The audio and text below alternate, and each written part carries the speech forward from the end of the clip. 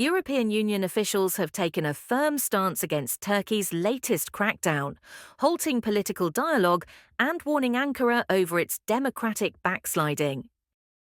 Israel launches airstrikes on Syria's Hama and T4 air bases, targeting key sites as tensions rise with Turkey's military presence.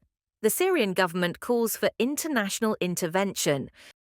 Despite the unilateral ceasefire declared by the PKK on the 1st of March, Turkey intensified its attacks on Kurdish guerrilla-held areas in northern Iraq throughout the month, according to the HPG's latest balance sheet. Youth-led celebrations marking Abdullah Öcalan's birthday are taking place in Kurdish-majority cities, with marches and cultural events calling for his release. Learn more with Media News. European Union officials have strongly condemned Turkey's latest crackdown on opposition figures, including the arrest of Istanbul Mayor Ekrem İmamoğlu. In response, the EU has suspended joint meetings with Ankara, warning that Turkey's actions undermine its EU membership aspirations. Mass protests have erupted across the country, with demonstrators calling for İmamoğlu's release.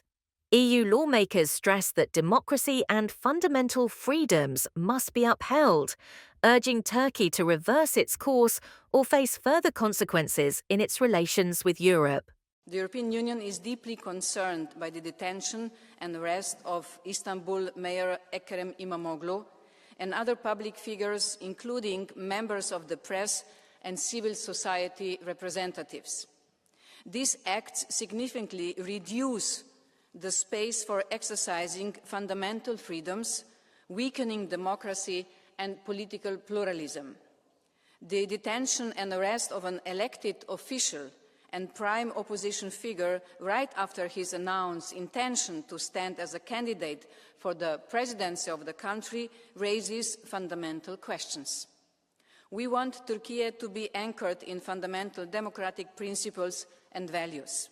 Hundreds of thousands of people that gather on the streets of Istanbul and other cities in peaceful protest are a clear proof that democracy and rule of law matter to the Turkish people. And here I would encourage the authorities to listen to their people, to continue to allow these peaceful demonstrators to express their views and to make sure that these protests can continue in a safe space. We will continue calling on Turkey to adhere to its international commitments and as a candidate country and a member of the Council of Europe. And because of what is happening in Turkey, I cancelled my participation at the forum in Antalya, and I will not go to Ankara to meet the Turkish Minister of Foreign Affairs. All of those who raise their voice against the government are thrown into prison and punished. Journalists, people in the opposition, minorities, activists, the European Union cannot remain silent. We have to send a very clear message to Ankara. Colleagues, in my position as chair of the body on Turkey, we unanimously agreed to suspend the joint meetings that we hold. The EU must take a firm stand. Suspend also the dialogue, unless the Turkish government immediately releases İmamoğlu. Europe cannot be silent, or we will find ourselves on the wrong side of history. Gracias, Presidenta. Señora Kos, con Turquía se nos presenta el mismo dilema que con otros países en clara deriva autoritaria. ¿Cómo combinar los intereses con los valores? Pero con una diferencia esencial, Turquía es formalmente al menos un país candidato. Y ser candidato significa alinearse progresivamente con los intereses, con los valores y con los puntos de vista europeos. Membership is about democracy. Partnership puede ser otras muchas cosas transaccionales irreversibles. En el actual panorama en Turquía hay un verdadero aluvión de textos y comentarios en todos los medios progubernamentales, es decir, el 90%, en el que se dice nuestro poder militar nos abrirá las puertas de ser miembros de la Unión Europea.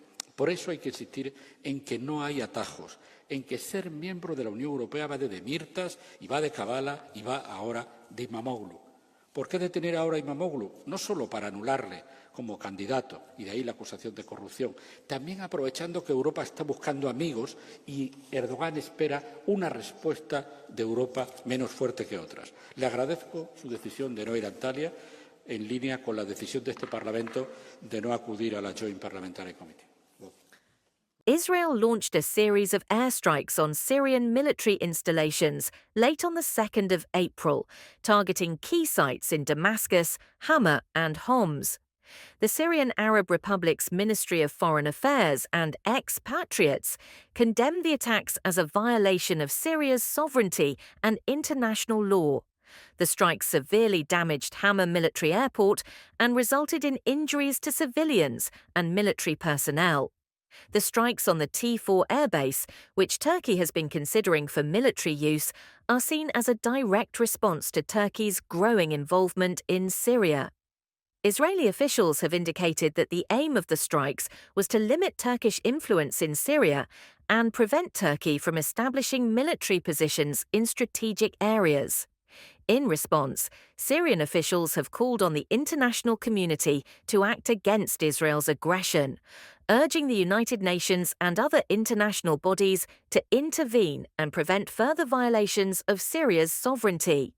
The tensions between Israel, Syria, and Turkey are likely to remain a focal point in the complex geopolitical landscape of the Middle East, increasing the risk of further confrontation. Turkey has continued to launch a barrage of attacks against the Kurdish guerrilla-held Medya defense zones, bordering southern Turkey and northern Iraq during the month of March, despite the unilateral ceasefire announced by the Kurdistan Workers' Party, or PKK, on the 1st of March. Releasing its monthly balance sheet, the PKK's armed wing, the People's Defense Forces, or HPG, which ordered its units to strictly observe the ceasefire, said the figures show Turkey intends to continue the war rather than end it. The HPG's monthly balance sheet details that the Turkish armed forces carried out 276 aerial strikes, 20 attacks using chemical weapons and banned explosives, and deployed over 11,000 shells during the month of March, while the Kurdish units carried out 13 defensive interventions. The HPG stressed that all its guerrilla forces have complied with the ceasefire order, but that the Turkish state continued its attacks unabated. The 13 interventions were legitimate defensive actions, the HPG noted, with a cessation on all offensives. The Kurdish forces also noted that the Turkish attacks were launched during the holy month of Ramadan. Imprisoned Kurdish leader Abdullah Öcalan's birthday on the 4th of April is being widely commemorated across Kurdish regions, with youth-led celebrations taking place in several cities. In Van, large-scale marches have been organized, with youth groups voicing their solidarity and calls for his freedom.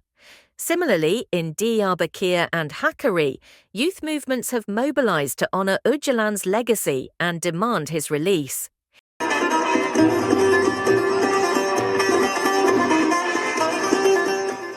In Aleppo, Syria, the Democratic Union Party's youth organization held a gathering in Sheikh Maqsood with speeches, revolutionary songs, and dances reflecting the community's ongoing support for Öcalan.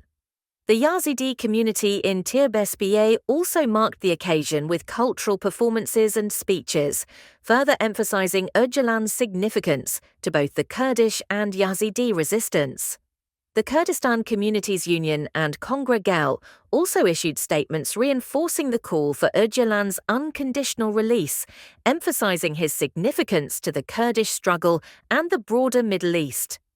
As the day of commemoration draws closer, the celebrations continue to reflect both unity and determination within Kurdish communities worldwide.